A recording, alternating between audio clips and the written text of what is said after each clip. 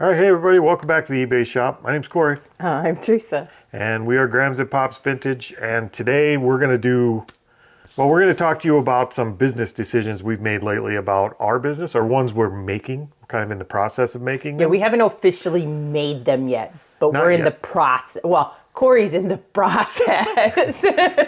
Here's the problem. We're seeing a definite trend in the reselling community, and usually in business, in every business we're in, when we see a trend, we're like, we're going to zig when they zag, or vice versa. We zag when they zig. We don't tend to follow trends well. We're not really trend followers or joiners. We tend to do our own thing, and that's always worked for us. Do you know why it's they zig and we zag?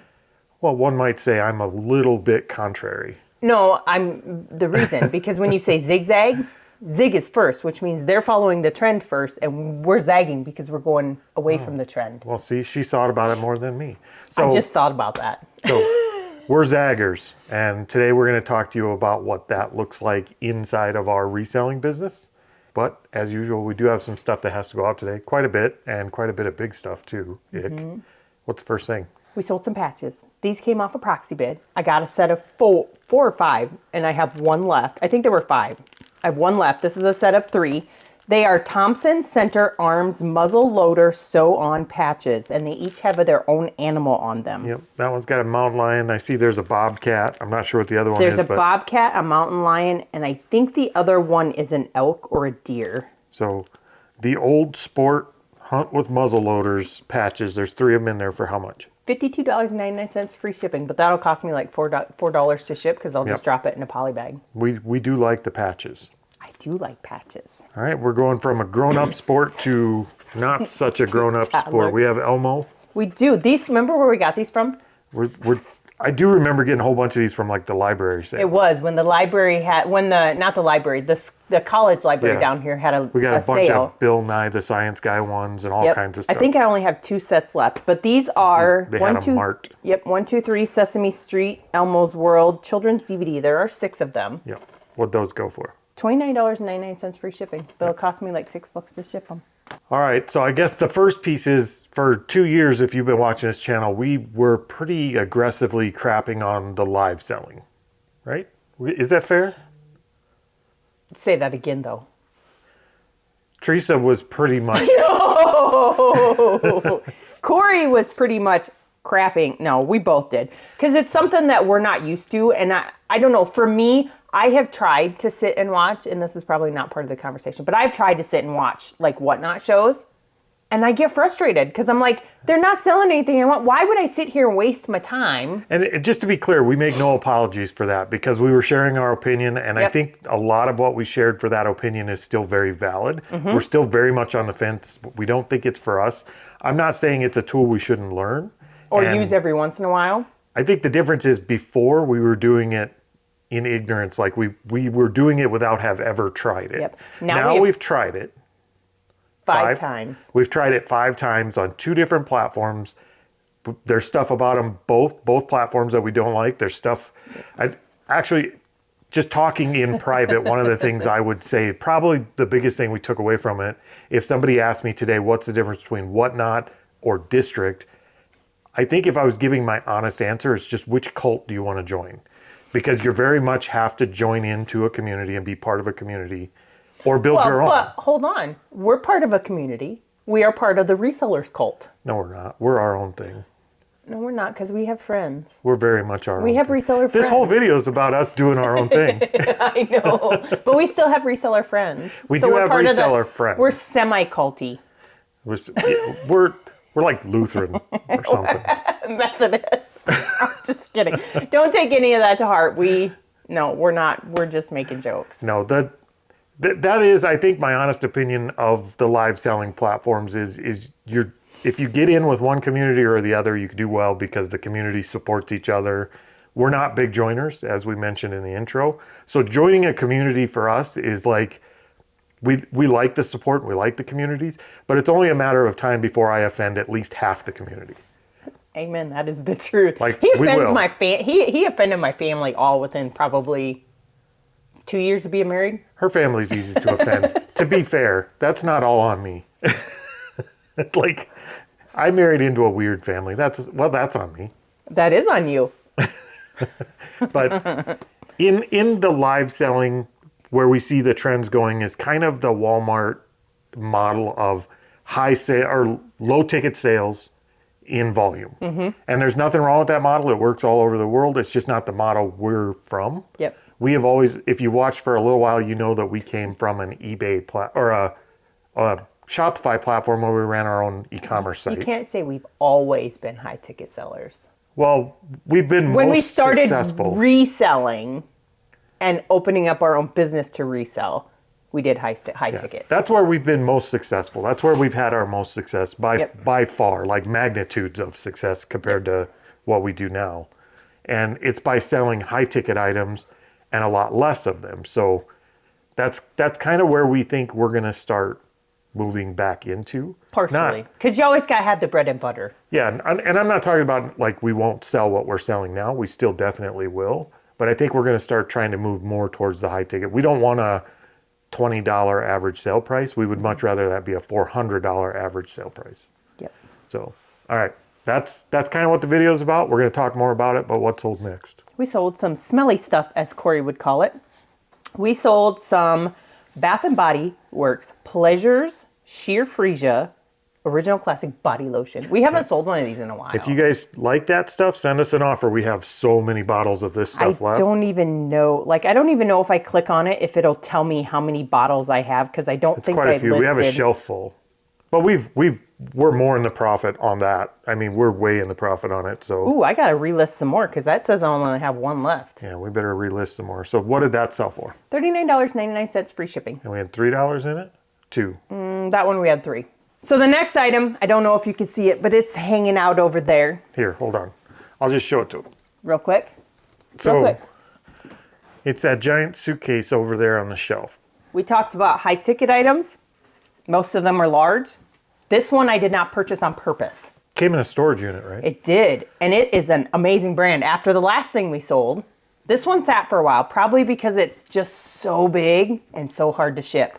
But it is a TUMI Black Alpha Nylon 2-wheel large garment luggage bag suitcase. Yep, and I get to go pack that thing up when we're done, and it doesn't fit even in the large Walmart boxes, so we're gonna have to make a box for it, which is, but for the price it's sold for, I don't mind making that box. The good thing, it's not going very far. It's going from here to Minneapolis. and it's meant to be an airline bag, so it'll take damage. It'll take the beating without getting damaged, so I don't have to pack it crazy. So these suitcases, along with I think a lot of TUMI stuff, they have serial numbers. Yeah. Like, who puts a serial number on a suitcase? Well, when they sell for that much, how much it sell for? It did $199.99. Yeah. So we'll get it packed up and out of here. All right. So for the high ticket shipping or the high ticket sales, for us, the reason it matters so much to me and the reason it's more appealing to me is because we do like 1/10 of the amount of work. Yep. For the same exact money at the end of the day. Like if we do the math on it, if we're averaging $20, our average ticket price is $20. And we have to sell, our goal is to hit 10 grand a month in gross sales every month at a minimum. Like that's our floor. Yep. So if we figure that out with $20 averages, we need to sell what? 500 items in a month. 500 items in a month. Let me keep going down in the numbers. Yeah, so that's what a week. That is 125 items per week. That is guaranteed rounding because the numbers aren't exact, 18 sales per day. Per day. We have to pack and ship 18 packages per day. And that's at $20.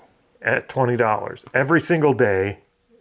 And that's a lot of work. 7 days a week.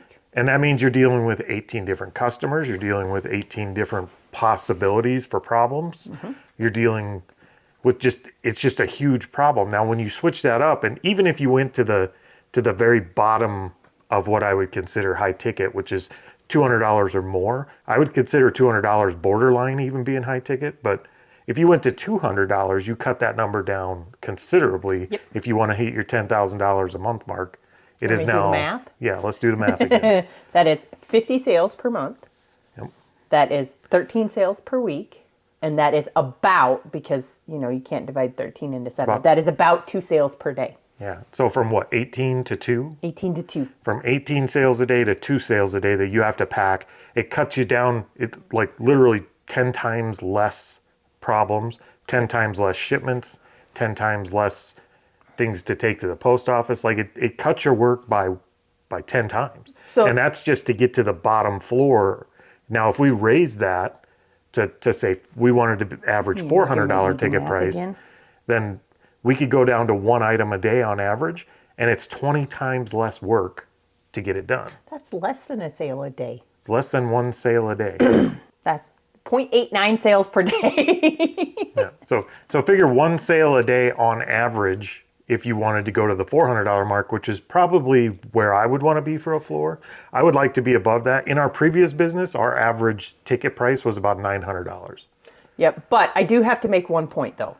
So for us, this will be a little bit different because our previous high ticket sales, We drop ship. we drop ship. So we very, very seldom actually physically touch the product. Only when we had a return, like we Yep. would have our returns sent to us and then we would resell them out. Yep. So it was nice because you don't have to touch it, you don't have to ship it. They shipped everything for you, but you have to have a good, which is something we'll probably have to do too. You have to have a good working relationship With a manufacturer. with the manufacturer. So we would have to find and have good working relationships with people who are trying to get rid of their stuff. I will say that there is a trade-off when you're doing it direct through manufacturer like that.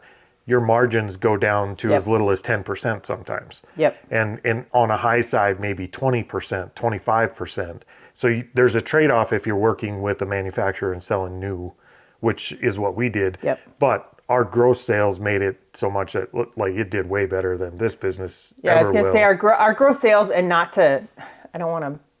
Well, it doesn't not matter. bragging. They were just really high. I think when we sold the business, our gross was sales were a little over 2.2 million a year. 2.38 million. Yep, and our margins on that were a lot lower than they are Yep. in this. Yep. So, but we also did, like, we didn't even ship.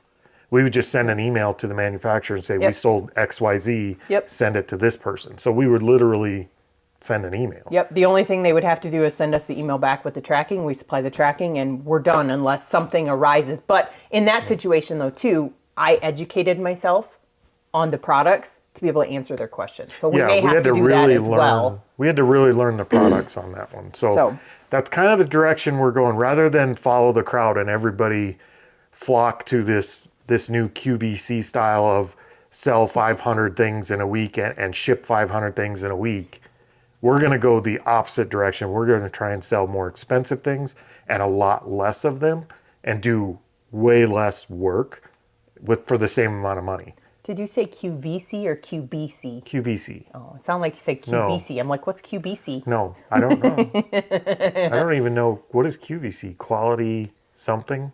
Quality, value, convenience. Quality, value, convenience. Yeah, because convenience, you sit on your phone, you sit and watch your TV and pick up the phone and call. Now you don't even have to do that. Now you just buy on their website. Well, and it's a lot different buying too, because when somebody's buying on a live selling platform where you're just sitting in front of the computer and you're seeing things come by, it's very much an impulse buy. You're not buying with intention. It's more like sitting in front of a slot machine and just pulling the lever. You're looking for those people that have that gambling habit, that just want to sit there and pull the slot machine all day and take a chance, and maybe they'll impulse buy something. Your customer satisfaction is way, way lower because they're not buying intentionally. And there's a lot more buyer's remorse with something like that. Because we've bought on live selling platforms and then we get a package like 2 weeks later and we're like, why did we even buy this crap? Yep. It happens all the time. Sorry, Jack. Or sorry, Brian. We're not talking about you. No, we bought dry erase Markers. markers from Jack's Treasures on whatnot, and we do use those all the time. So, Yep. But we didn't go on there to shop for dry erase markers. No, we went on there. A lot of times, I will tell you, a lot of times when I go on whatnot, or Dibbed It, it's not to buy because It's to support somebody. it's to support somebody else. Yep, and that's a bad reason to make a purchase. Sounds like we're really shitting on live selling again. We're I'm not. We're just saying we're going a different direction. Yep. We're zagging, not zigging. And we'll talk a little bit about some pros and cons of the high ticket selling next, and our plan going forward a little bit more. So what's sold next? We sold a BotBot. If nobody knows what these are super cute, super easy to ship, and oh my gosh, I think I'm gonna take the rest of them if they're under $10 and list them as a lot. But You're not gonna be able to tell what that is, but it's a little robot. it's not a robot. It's a transformer. What is a robot if not a transformer? Or what's a transformer if not a robot? They're They all don't all robots. move. No.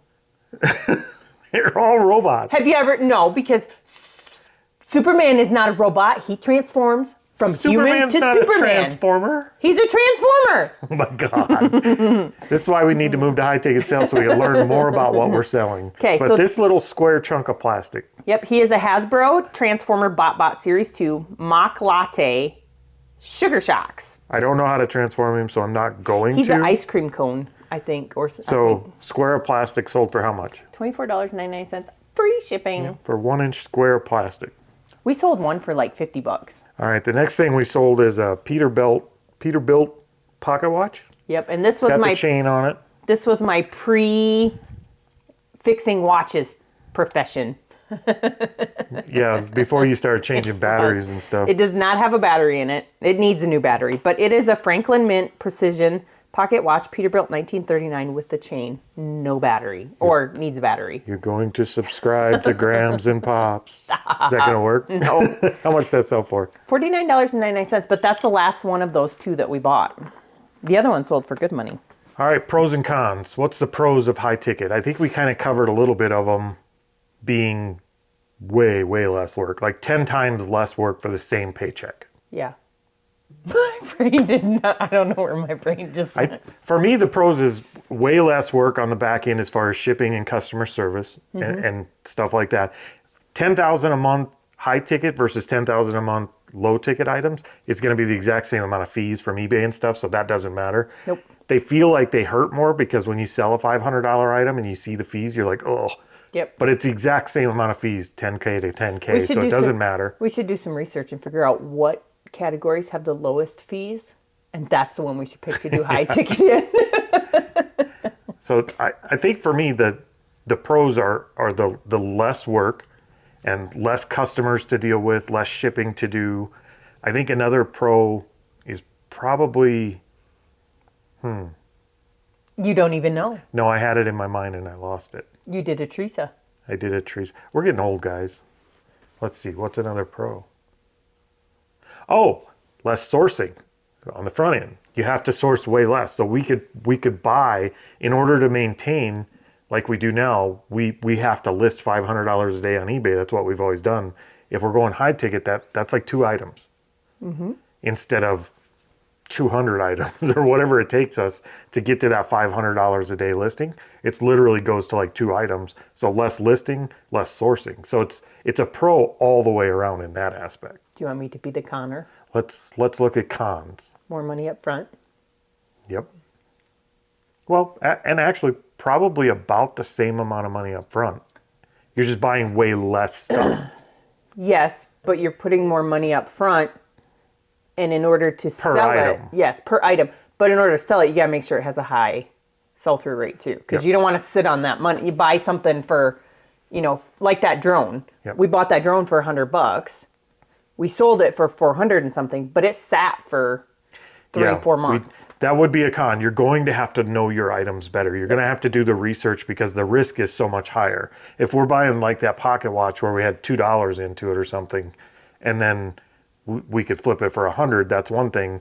But if we're buying something that we have to spend $300 on to flip it for $6, the risk is much higher. So that's a con. You really have to know your sell-through rates and your products. You have a much higher chance of buying fakes when you're in high ticket sales. We're not even discussing that. There are a lot of fake. Anything that's worth that much money has a tendency to get faked. Anytime you get into that kind of money per item, you're going to deal with possibility of having fraud and fakes and counterfeits. And that is something we'll have to be cautious of, where we're going to have to know our sources well.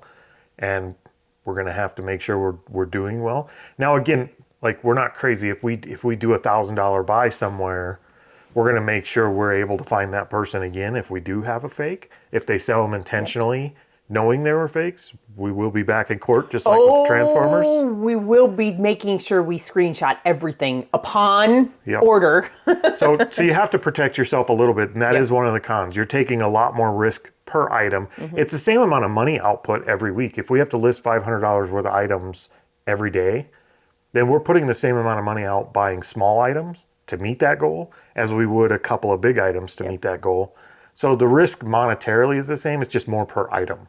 If we buy 50 small pieces to list in a week and 1 or 2 turn out to be fakes, it's not a big hit. No, because usually you're buying it like that one watch that we got. Do you remember that one brand? We're buying whatever it was. It was in a lot. We've had a couple of Gucci fakes, and they tried to sell one of those the other day too. So. But we didn't buy those because they were Gucci. They came in lots, and they just ended up being fake, so no big deal.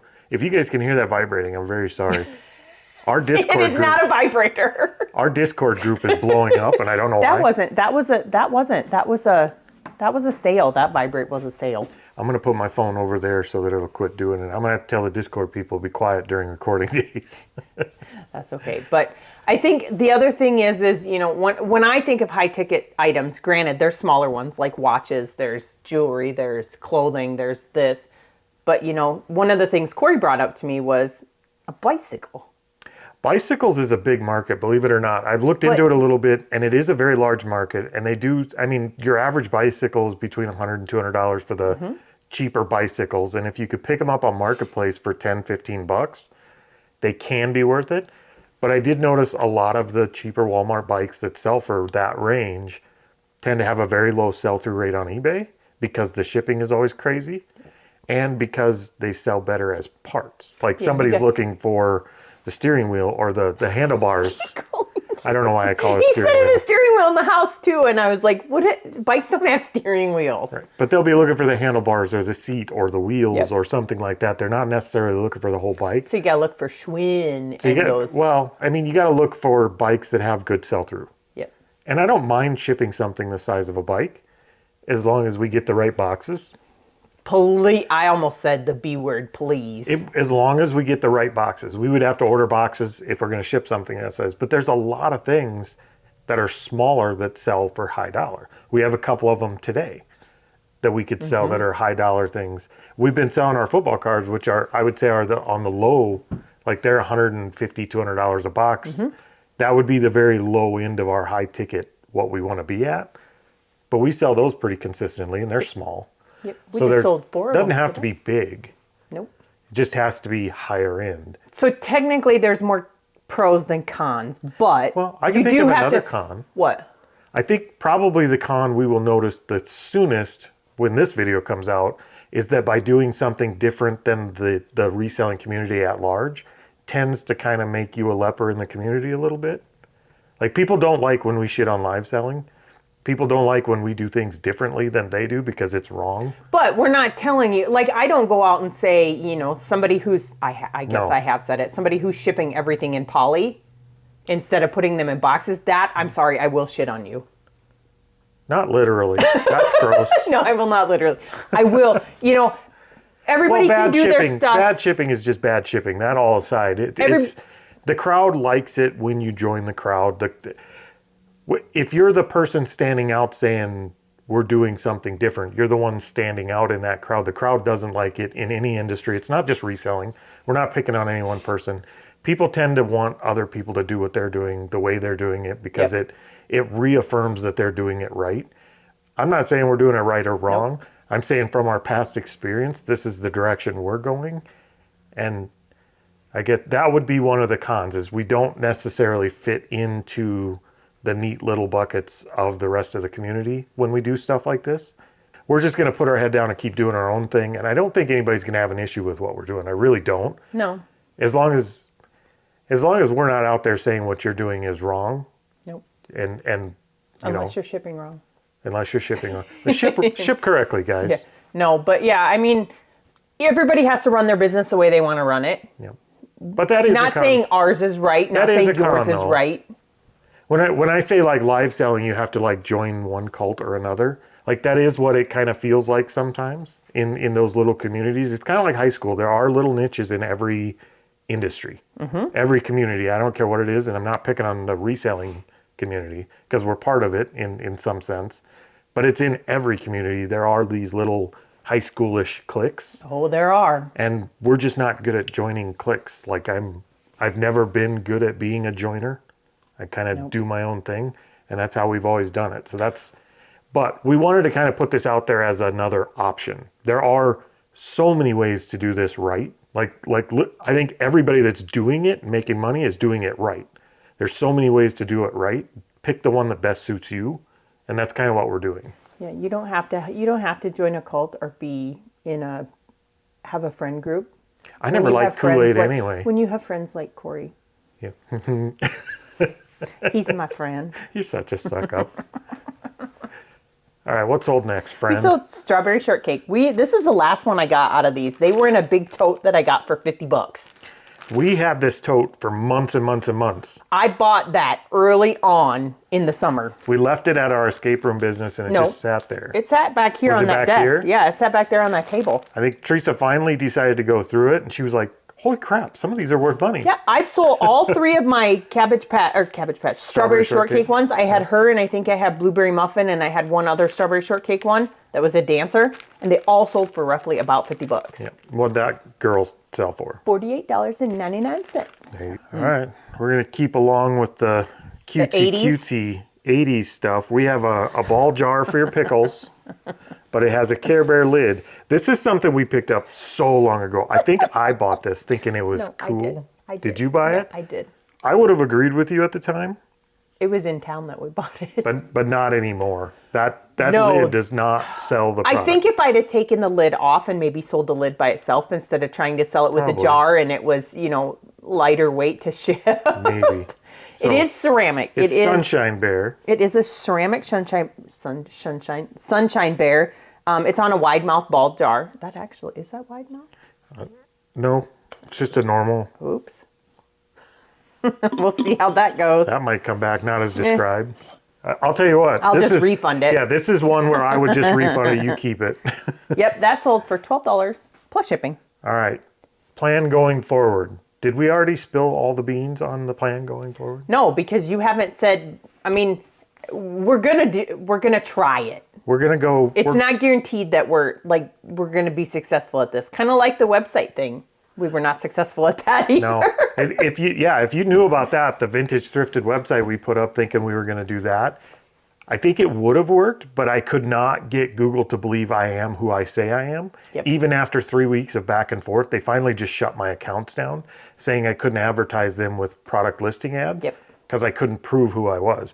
I sent them Social Security. I sent them pictures of my ID. Like I went through all their processes, but it was 100% automated through AI. Yep. And this time, they just wouldn't let me do it. So I just had to close it all down because I wasn't allowed to use the domain name or the website again. And so that didn't work. I mean, sometimes ideas crash. This one, we're not going to veer to the right or the left and just go all in. We're going to keep doing exactly what we're doing now. We're going to add this in addition to. Yep. So we're going to start. I think going forward, the biggest change is I will probably be doing a lot of research and a lot of sourcing on the high-end side, and it may take us a week to decide to pull a trigger on making a purchase on something, but we're going to be looking at those higher dollar purchases where we could spend $1,000 and sell it for $2,000. That's kind of what we're after. It's not as big as a margin, but again, 10, 20, 30 times less work. So I think for me, that's what it is going forward, is I'm going to get real aggressive about sourcing higher ticket products. I just thought of another con. What's the con? Finding items. I don't think that's a con. I think it will be, because if you do, part of it, for me, when I think about it, and I think of seeing stuff on like Marketplace, if you're buying stuff on Marketplace, I favorite stuff, but I don't necessarily go in and buy it, and I can go back in the next day and look at my favorited stuff, and it's gone already. The problem is a lot of people that are doing this, that are sourcing online and however they source, usually if they walk into a place and they see a price tag of $100 on something, they turn around and walk out. They turn around and walk out. They don't even look it up. They don't want to know what it is. They're not going to research. We're going to have to take the truck this summer when we go garage selling? Not necessarily, because they don't have to be bigger. But I do think price points put a lot of people off, and they're not willing to spend $200, $300, $400, $500 on a product to sell one thing because the risk is so much higher. As to where that's kind of exactly what we're going to do.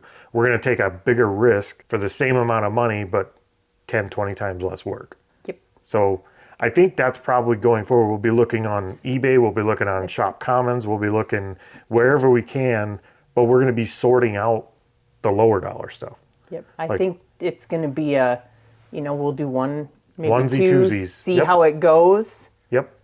Because I don't know. That's exactly what we'll do. I mean, the products we were drop shipping, we were spending $600 per product. Yep.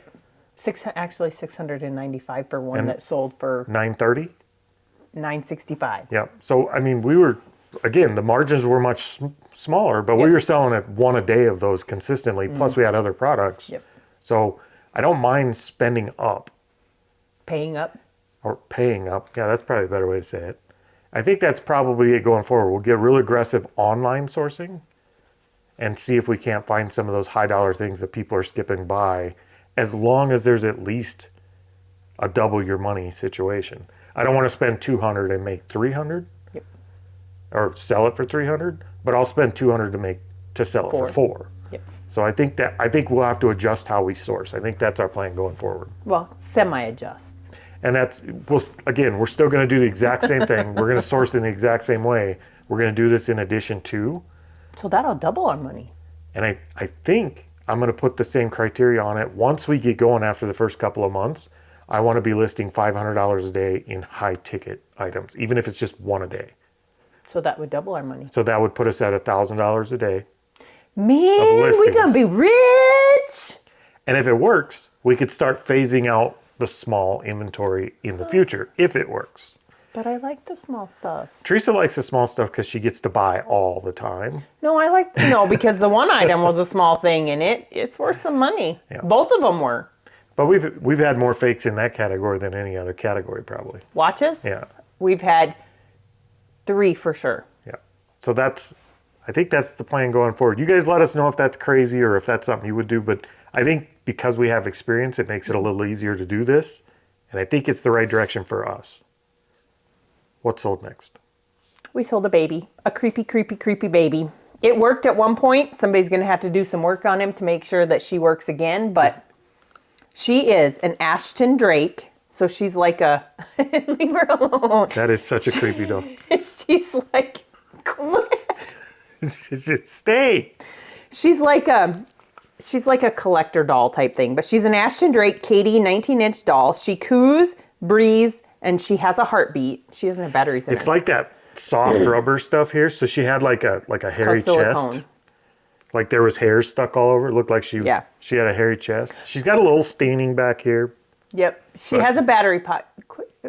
Just picking hair off her. Yeah, I don't know where she's picking up hair. Off of the other dolls in the bin. Look at this ugly hair on this doll too. Like, here, so I paid alfalfa her. I paid $3 for her.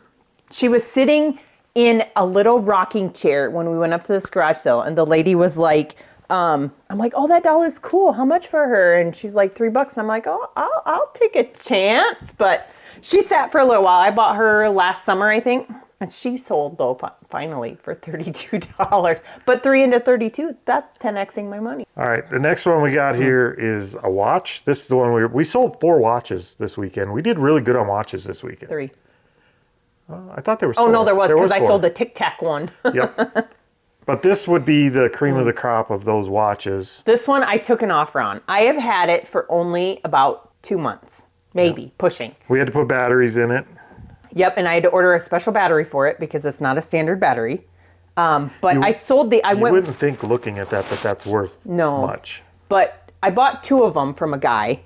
I did reach out to the manufacturer and give them the serial number and information off of it, and they said it's off of this series, and it is valid. So I do have that email.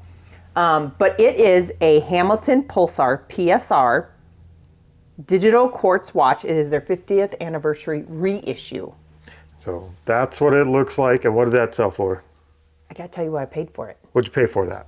$15. $15. I had it listed for $524.99, and they kept sending me offers. $524.99. But I finally accepted an offer on it because it was okay offer, and I sold it for $425.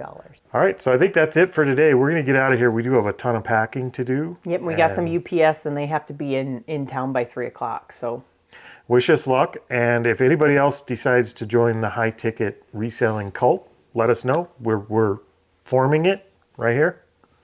What should we call it? We won't have Kool-Aid. HT Cult. The HT cult? No, Grams and Pops HT cult? HTR Cult. The high-ticket reselling cult. Ooh, there you go. I don't know. Can new you community. even talk about cults on YouTube? We said that word a whole lot We're going to today. find out. We're gonna find out. We may be demonetized for this, but who knows? But it's not a bad cult. It's a good cult. Do they have a good good cult? cult. What do they call it if it's a good one? Not a cult. Not a cult. Okay, so come join our family. All right, we better get out of here before we get ourselves in trouble. We'll see you guys next time. Hasta la vista, baby.